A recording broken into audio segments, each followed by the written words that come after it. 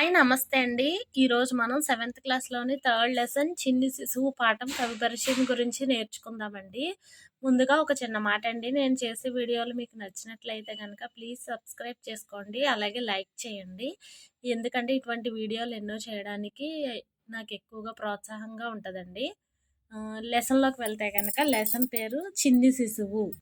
ప్రక్రియ, పద కవిత, ఇతివృత్తం, శైశవ వర్ణన, కవి తాళ్లపాక అన్నమయ్య, జన్మస్థలం కడప జిల్లాలోని తాళ్లపాక, ప్రత్యేకత వాగ్గేయకారుడు, తాళ్లపాక అన్నమయ్య వాగ్గేయకారుడు. అన్నమయ్య వెంకటేశ్వర స్వామిని స్తుతిస్తూ 32,000 సంకీర్తనలు రచించారు.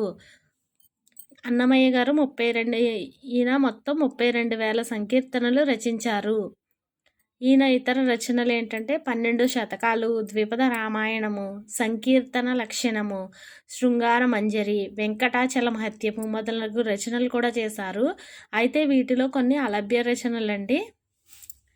ఈయన బిరుదు ఏంటంటే పద కవితా పితామహుడు. ఈయన బిరుదు పదకవితా పితామహుడు. ఈయన ప్రత్యేకత ఏంటంటే ఈయన వాగ్గేయకారుడు అనమాట. వాగ్గేయకారుడు అనేది ఈయన బిరుదు కాదు, వాగ్గేయకారుడు ఈయన బిరుదు మాత్రం పదకవితా పితామహుడు. అన్నమయ్య తన రచనలను శ్రీ వెంకటేశ్వర స్వామికి అంకితం చేశాడు. Thank you for watching. Thank you so much.